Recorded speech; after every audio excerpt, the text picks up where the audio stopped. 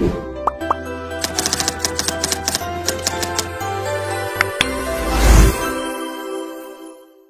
Yatimah. Beliau dikenang sebagai seniwati yang lembut budi bicaranya dan tingkah lakunya yang mempesona.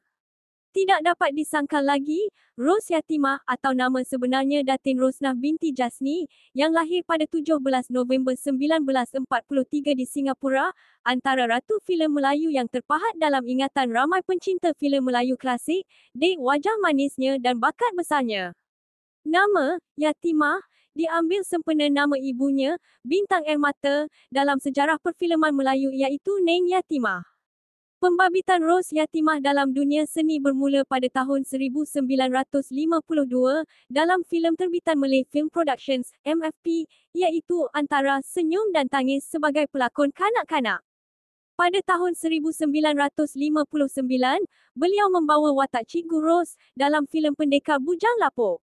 Watak Cikgu Rose, guru para pelajar yang tidak tahu membaca di Kampung Pinang Sebatang, merupakan pengalaman pertama Rose Yatimah berlakon sebagai watak utama. Selepas menjayakan filem komedi bersama P. Ramlee, Aziz Sattar dan S. Syamsuddin, kerjaya Rose Yatimah terus melambung dan beliau terus tidak menoleh ke belakang untuk bergelar anak wayang. Bakat lakonannya di Cathay Keris Film Productions, CKFP, menerusi beberapa filem lain seperti Tunang Pak Dukun, Jalak Lenteng, Badang, Tun Fatimah, Jula Juli Bintang 7, Lancang Kuning, Cucu Datuk Merah dan Sri Mersing semakin menyelahkan lagi namanya.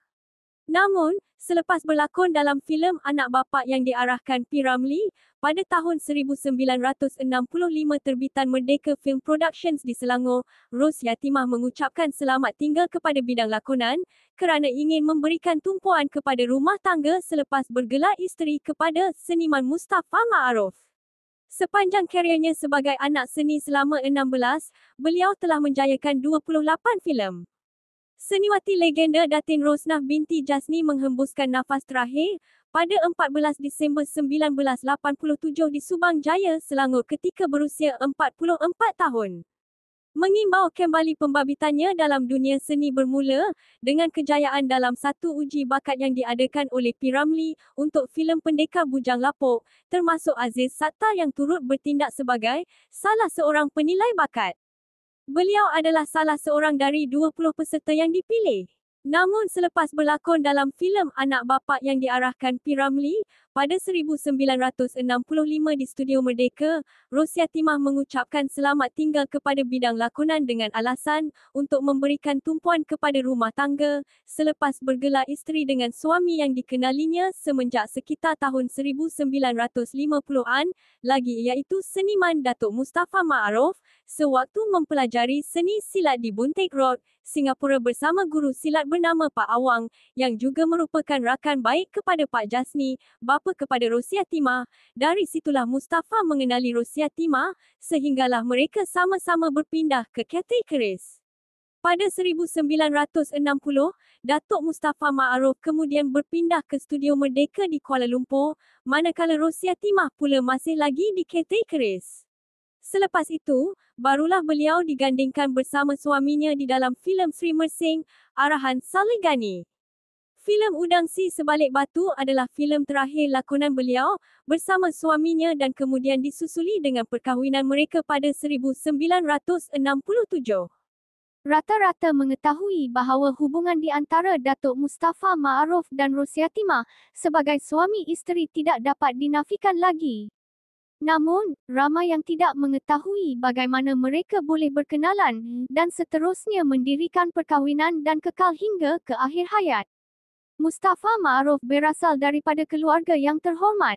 Bapanya, Ma'aruf Zakaria, merupakan orang Melayu pertama yang membuka ban tempatan pada 40-an. Pada 1947, ketika mendapat perkhabaran bapanya telah meninggal dunia, Mustafa Ma'aruf masih menuntut lagi di Malay College Kuala Kangsar, MCKK, ketika berusia 18 tahun.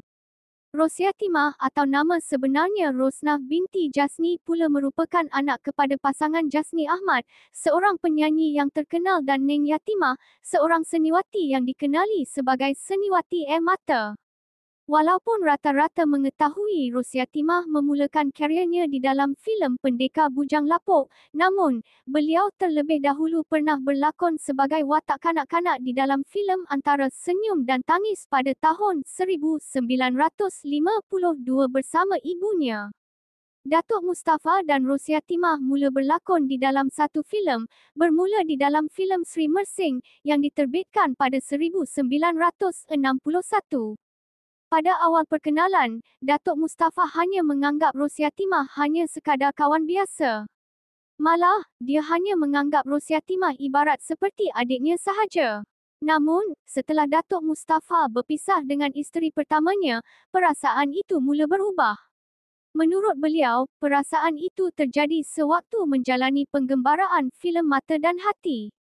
Selepas penggembaraan filem tersebut, Datuk Mustafa bersemuka dengan Rosyatimah lalu meluahkan perasaannya terhadap beliau.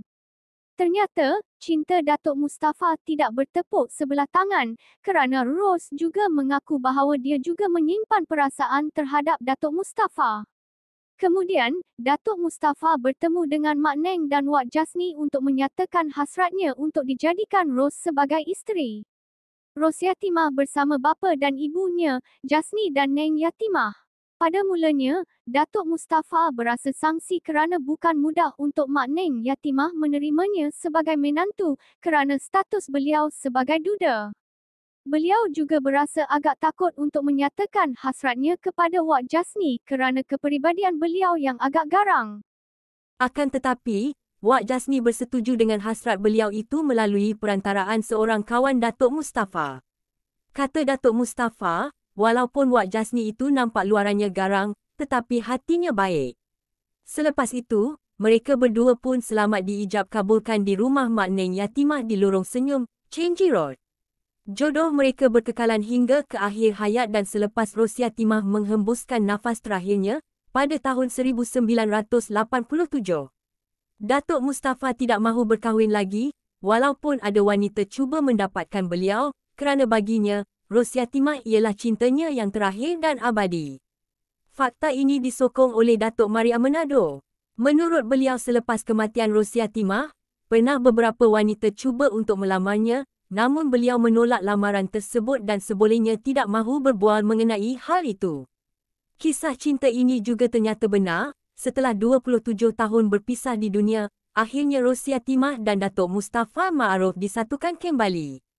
Lebih manis, kedua-dua legenda ini dikebumikan bersebelahan di Tanah Perkuburan Islam Jalan Ampang, Kuala Lumpur. Rosyatimah menghembuskan nafas terakhir pada 14 Disember 1987 di rumahnya di Subang Jaya, Selangor, akibat penyakit barah payudara ketika berusia 44 tahun. Beliau meninggalkan 3 orang cahaya mata iaitu Azlina, Muhammad Khairuddin meninggal dunia pada usia 4 tahun dan Muhammad Razainuddin.